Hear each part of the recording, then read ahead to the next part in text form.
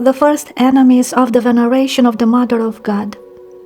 The more the faith of Christ spread, and the name of the Saviour of the world was glorified on earth, and together with him also she who was vouchsafed to be the mother of the God-man, the more did the hatred of the enemies of Christ increase towards her. Mary was the mother of Jesus.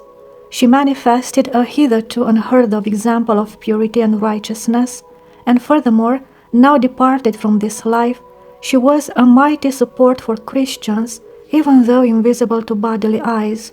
Therefore, all who hated Jesus Christ and did not believe in him, who did not understand his teaching, or to be more precise, did not wish to understand as the Church understood, who wished to replace the preaching of Christ with their own human reasonings, all of these transferred their hatred for Christ, for the Gospel and the Church, to the most pure Virgin Mary. They wished to belittle the Mother, so as thereby to destroy faith also in her Son, to create a false picture of her among men, in order to have the opportunity to rebuild the whole Christian teaching on a different foundation. In the womb of Mary, God and man were joined. She was the one who served, as it were, as the ladder for the Son of God, who descended from heaven.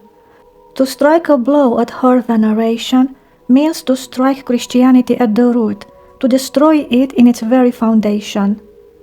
At the very beginning, her heavenly glory was marked on earth by an outburst of malice and hatred toward her by unbelievers. When, after her holy repose, the apostles were carrying her body for burial in Gethsemane to the place chosen by her, John the theologian went ahead carrying the branch from paradise which the archangel Gabriel had brought to the Holy Virgin 3 days before this, when he came from heaven to announce to her her approaching departure to the heavenly mansions.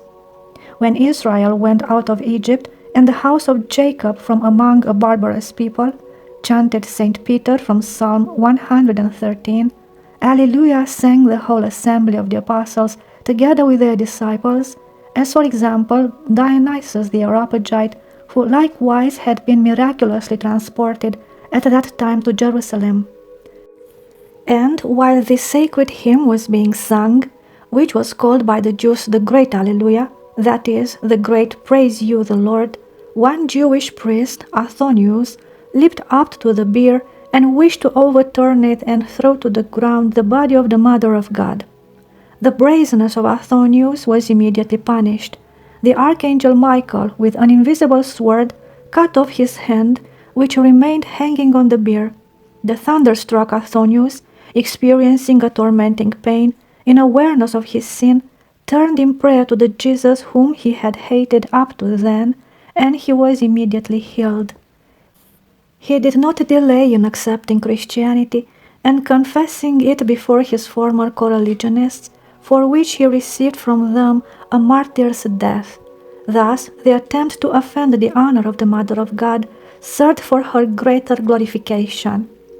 The enemies of Christ resolved not to manifest their lack of veneration for the body of the most pure one further at that time by crude violence, but their malice did not cease.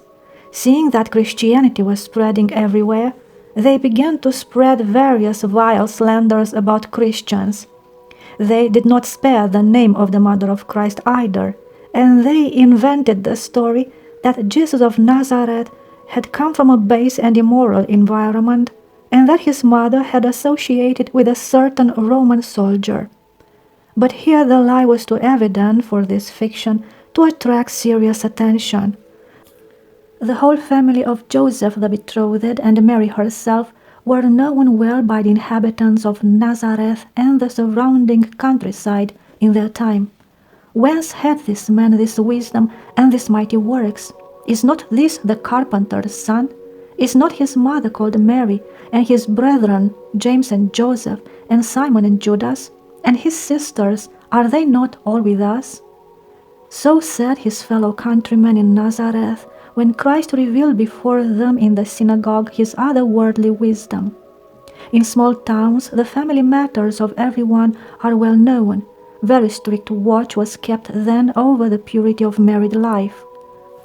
Would people really have behaved with respect towards Jesus, called him to preach in the synagogue, if he had been born of illegitimate cohabitation? To Mary, the law of Moses would have been applied, which commanded that such persons be stoned to death. And the Pharisees would have taken the opportunity many times to reproach Christ for the conduct of his mother. But just the contrary was the case. Mary enjoyed great respect. At Cana she was an honored guest at the wedding, and even when her son was condemned, no one allowed himself to ridicule or censure his mother.